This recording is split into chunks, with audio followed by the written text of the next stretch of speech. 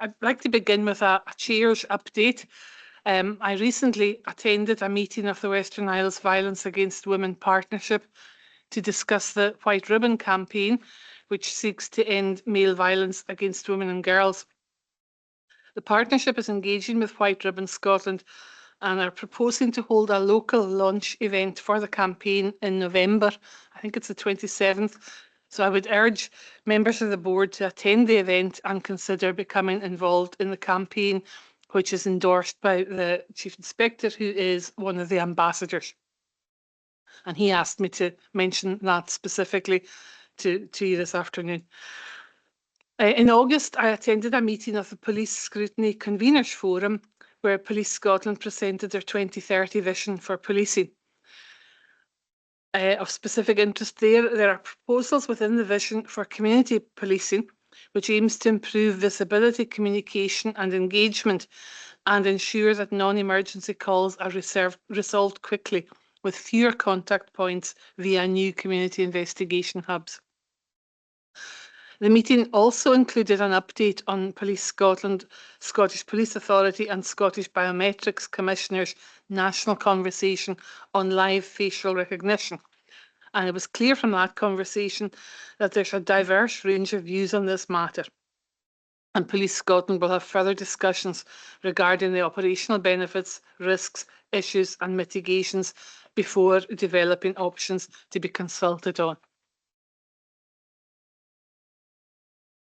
Also mentioned was something you'll be aware of from your emails, Operation Ford, which is a UK initiative aimed at enhancing the security of locally elected representatives, including councillors.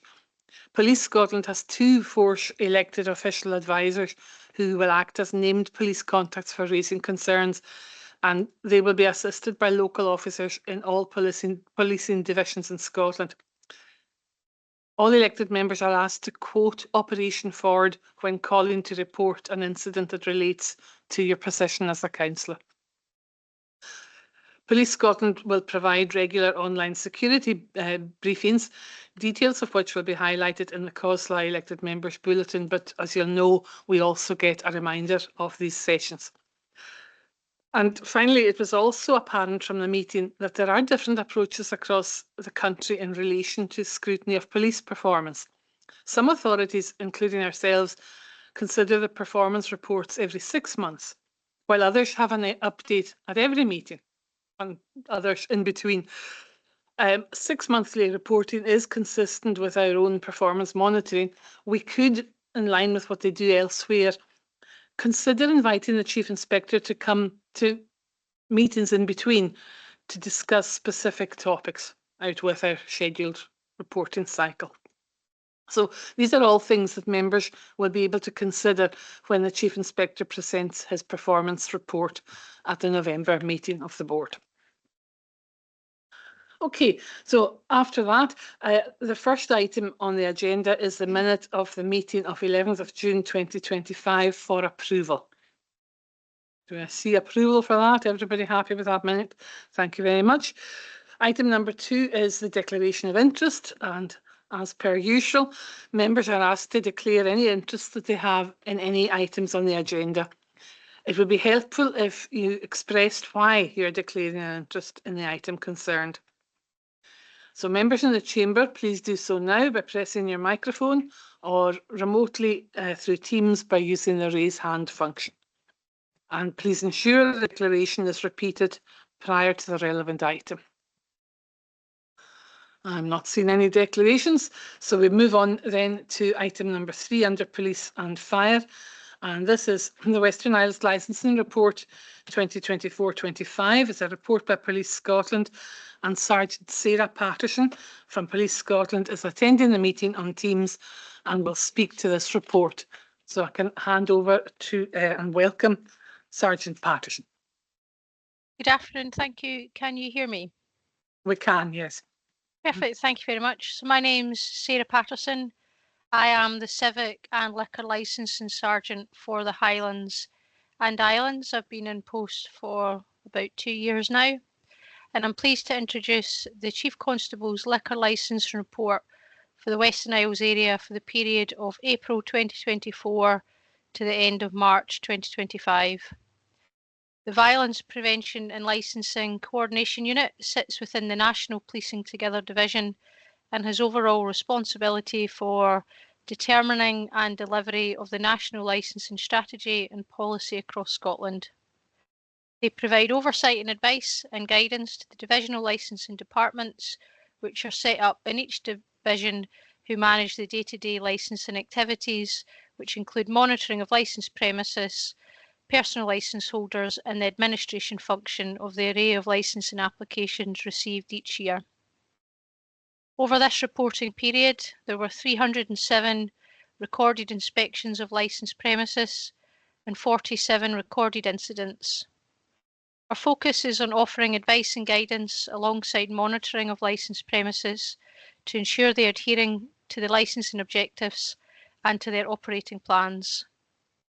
When incidents occur, I review these individually and decide a course of action in line with our national licensing toolkit and strategy.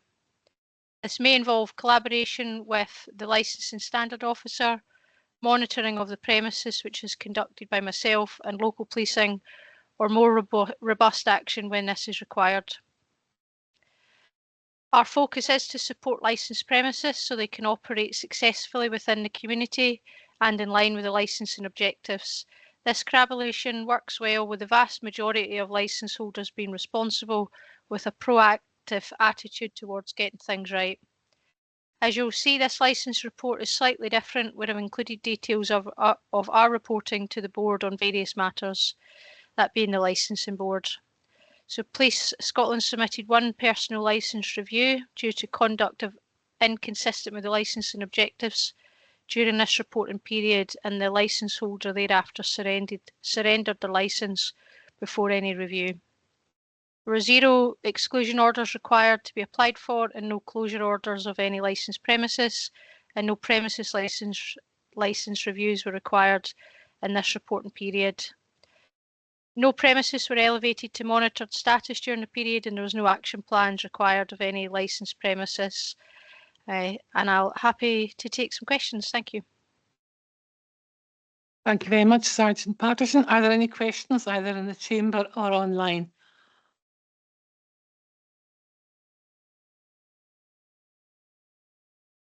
I'm not seeing any questions. In that case, do members agree to note the report?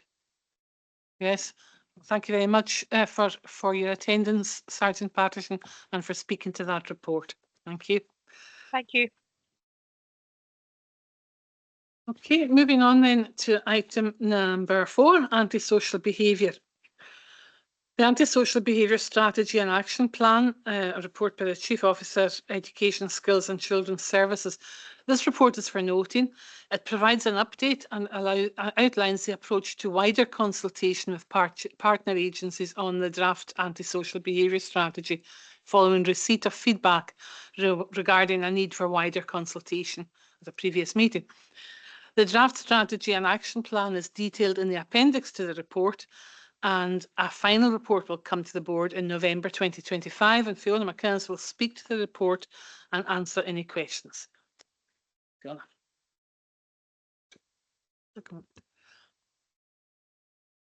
So, as you just said, the report that I'm tabling just now is just really an update on the position from when I was here in April.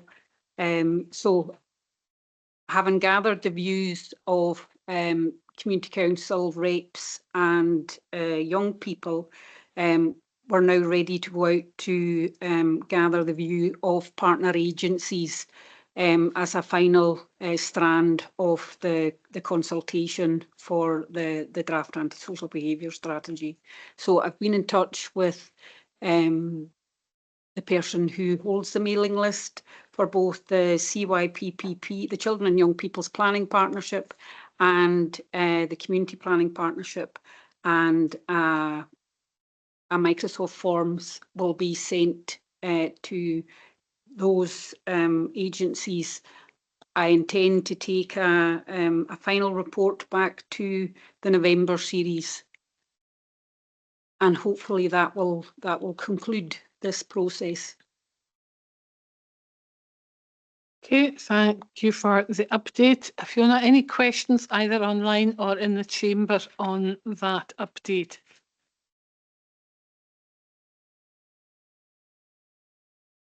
Vice Chair, sorry, Vice Chair, I didn't see you there. Thanks for that. Just, I think from the last time this came up, there was quite a low uptake of responses from the community councils. And I think it's important that we try and get as wide a consultation as possible. Has there anything been done to try and encourage more? Because 54% of community councils, which is about half a dozen, so less than half of, around about half of the community councils have provided a response, and of that only 27% thought there was a partial impact, which is pretty low. And I think it's important that we find a way of encouraging the community councils, who are part of the statutory reporting system anyway, to try and get them to provide that report. It's, members are, officers are sending things out. The community councils need to be encouraged to actually respond and provide even if it's a nil response, to at least provide a response, so that we know that actually things are working, because it's important to get that information in when we're forming the strategy. Thank you. My response to that would be that I would intend to do a sweep of the community councils and encourage those that haven't responded so far to provide a response, as you say, even if it's a nil response. So that'll be contained in the final committee paper that comes back. Thank you very much. We look forward to the sweeping. Any other lights? I'm not seeing any lights. Any hands online? No, not seeing any hands online. And it's recommended that the Comhairle note the report. I'll be happy to note the report. Yep, thank you very much. Moving on then to item 5. This is the annual Prevent Duty Assurance Process 2024-25, report by the Chief Executive. And this report is for noting and provides information on the outcomes of the Coroner's annual Prevent Duty Process 2024-25. And Anna Hume will speak to the report and answer any questions. So